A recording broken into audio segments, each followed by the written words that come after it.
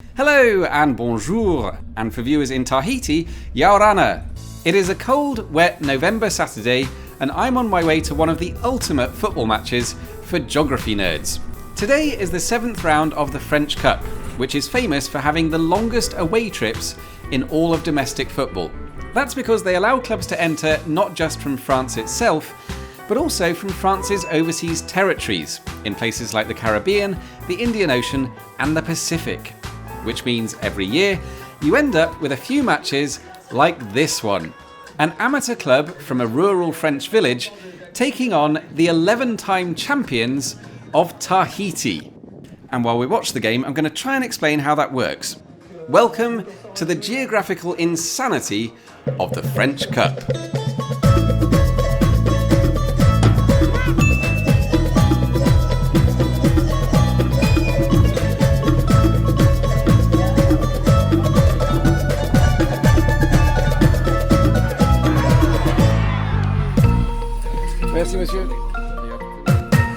I've come to the village of Saint-Mémin, about 2 hours east of Paris in the historic region of Champagne, famous for its fizzy drinks. But we're here to see a French Cup 7th round tie between local amateur side FC Saint-Mézières and their visitors today, who've come from the other side of the planet. AS Pirée are one of the biggest clubs in Tahiti, the main island of French Polynesia, and this is their gorgeous looking home, the Stade Pater in the capital city Papeete. And at the end of last season, right here in this stadium, Pirée won the final of the Polynesian Cup, and that qualified them to be Tahiti's representatives in this season's French Cup, which is why they've travelled 13,800 kilometres and 24 hours in economy just to be here today. And what's mad is, this is only the second longest trip in the competition. The French 5th Division team who've flown out for a game in New Caledonia today have travelled even further. But then New Caledonia is only 10 hours ahead of France, while Tahiti is 11 hours behind, which makes this the most extreme away game in terms of sheer jet lag. So before we even kick off, I have some questions, like how do you actually play a game like this? How do they organise all the travel? Who pays for the plane tickets? And what if the team from Tahiti wins this afternoon and goes through to the next round? Clearly, what we need here is someone who runs a brilliant niche football podcast about exactly this kind of thing. So, I've invited Lee from the Sweeper Podcast. Hello. Do you want to quickly explain what Sweeper Podcast is and why it's my favourite podcast? So the Sweeper Podcast is a podcast about football across all 55 of UEFA's countries and sometimes a little bit beyond. We go around the whole world. And I guess it's probably one of your favourite podcasts, thanks by the way, because we cover a lot of the quirky and interesting stories that you do on your channel, but always with a football theme. Yes. I think, like I said on the train, your podcast is to football what my channel is to travel. Mm-hmm. So with a bit of help from Lee, we're going to do our best to explain how these extreme away trips happen, and I suppose why they happen. But let's not forget, there is a football match going on as well, and with kick-off fast approaching now, it's time for some pre-match predictions. So, Lee, we've got a team from the French 6th Division and a team from the Tahiti Premier Division. What do you think the score is going to be? This is so hard to gauge because generally the overseas teams don't do that well against mainland teams in the Coupe de France. We had a French 5th Division team that went to New Caledonia today and won 4-0. So yeah. I really don't know what to predict, but we've got to back AS Pirée having come this far. Oh yeah, you've got to back the Tahitian lads. But yeah, I think it could be close. Judging by their stadium compared to this, Pirée should win quite easily. But they have had to travel halfway around the planet, and this is not really Tahitian conditions. But we'll see. Lee actually managed to speak to some of the Pirée players, and they said they had never played in this kind of cold before. Temperatures in Tahiti stay between 20 and 30 Celsius all year round, and right now, we're barely hitting 10. So I guess we all know what the question is here. Can Pirée do it on a cold, wet November Saturday in Saint-Mémin? Well, let's just say it could have started better. Less than 3 minutes in, and it's a penalty to Saint-Mézières. And the home side have a great chance to take an early lead here, but they don't. It is a massive let-off for the team from Tahiti. But there's no disguising, this is not looking good. Saint-Mézières are well on top, and only a few minutes later, the inevitable happens. However, the goal is immediately ruled out for what looks like a pretty marginal offside decision. Can't really see it from this angle, and there's no video assistant referee, so we'll just have to trust the officials on that one.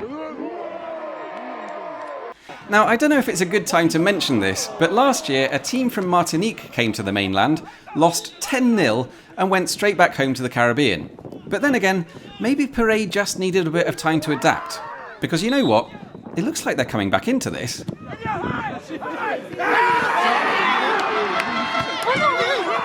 Two very decent chances for Piré there, and with a few refereeing decisions going their way as well, it's all getting a bit too much for the coach of Saint-Mézières.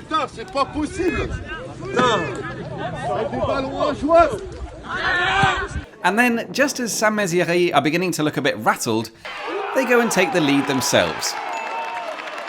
And this time, it counts.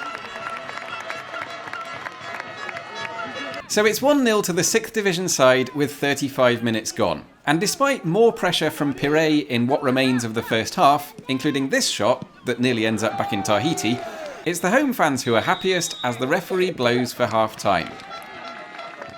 So, half-time, 1-0 Saint-Mézières. And while it's half-time, I think we just need to ask a few questions. Right, welcome to a section I'm going to call Trying to Explain This Total Madness in 2 minutes. And let's start with the basics. Every year, 8 of France's overseas territories are allowed to select one of their clubs to join the French Cup. And I'll let Lee explain how they choose. Well, usually they hold some sort of qualifying tournament in the territory to decide which club is going to represent them. And then those 8 teams enter the tournament at different stages, depending on the quality of the league they play in. For example, the teams from Mayotte, New Caledonia and Tahiti join in the 7th round, while most of the other territories don't join until the 8th round. Apart from tiny Saint-Pierre and Miquelon, whose league only has 3 teams, so they join in the 3rd round, and so far none of them have ever made it to the 4th. But hang on, these are all amateur leagues, and at this stage of the competition, most of the French teams are amateurs too. Who pays for all the travel? It's a good question. So as a means of promoting sporting ties between the mainland and the overseas territories, the French Football Association basically invites the overseas territories to send a representative, and their travel and everything is funded. At the end of the day, inviting the overseas teams to join the French Cup is just one of the ways that France tries to make the territories feel more included in French life. And you could make a whole other video about the politics here. But leaving that aside, it's a pretty sweet deal for the travelling teams, and in this case a great reward for the hard work that Piré's players put in last year. Because while they're here, they're not just staying in some random hotel, they're spending the week at the legendary National Football Centre in Clairefontaine, where they've been hanging out with a certain Monsieur Mbappé, Monsieur Griezmann and the rest of the France squad. And let's hope that some of that international class has rubbed off on them, because if they don't score in the next 45 minutes, they're out of the cup. So for the second half, we've decided to move around the pitch and stand behind the end that Piré are attacking, in the desperate hope that we can inspire them to score a goal. Also, we found a spare tree to shelter us from the rain here, plus we're slightly closer to the beer tent. I feel like we're not necessarily selling this experience to people at the moment. Piré have started the second half much better than they did the first, but it's still not quite clicking for them. The final ball just isn't quite there. And to be fair, credit to Saint-Mézières, who are keeping their shape well and keeping their opponents at arm's length. But let's just dream for a second. Imagine Piré storm back to win here and go through to the next round. What happens then? Do they have to organise another trip? Well, because they had to travel all the way to France for this match, if Piré get through to the next round, they would be guaranteed a home draw. And yes, that means a team from the French League would have to fly out to Tahiti in the middle of their season. In fact, in 3 weeks from now. To make this slightly more manageable for everyone involved, the draw is not completely random. Instead, French League clubs have to volunteer to say they're willing to go on one of these trips. So Piré would only be drawn against someone from the shortlist of volunteers. And I guess the next question is, what happens if no one's willing to volunteer for an all-expenses-paid week-long trip to Tahiti? Yeah, sorry, silly question. An overseas team that is currently winning is Rossador from the island of Mayotte, which is, I think, close to Réunion in the Indian Ocean. They are winning 1-0 against 4th Division Olympique Arles. In Arles? Yeah. That's impressive. As we said earlier, the overseas teams don't win these matches very often, but it does happen. A few years back, a club from Réunion beat 3 different French league teams and got all the way to the last 32. And in theory, if an overseas team kept on winning, they could make it all the way to the final, win the cup, and then qualify for Europe. Whether UEFA would actually let them play in Europe is another question. But so far, the last 32 is the closest any overseas team has ever got. And if our Tahitian friends are going to change that, they're going to need to score pretty soon. This could be it, Lee. This could be it. I don't think so, but it should be. 90th minute. Come on, Pire.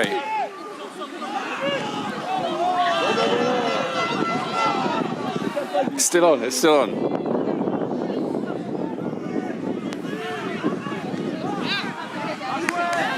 It's no longer on. This is your cue to say that's been the story of the game. It has been the story of the game. And unfortunately, time has run out for Pire. It finishes 1-0 to Saint-Mézières, and our dream of seeing an overseas team win a French Cup game will have to wait a little longer. But at the same time, you have to say well played to Saint-Mézières. They might not have travelled 13,800 kilometres to be here, but they already had to beat 4 other French teams just to get to the 7th round. So it's a great story for them, and we wish them the best of luck for the rest of the competition. Oh, and by the way, the team from Mayotte that went 1-0 up, they ended up losing 6-1.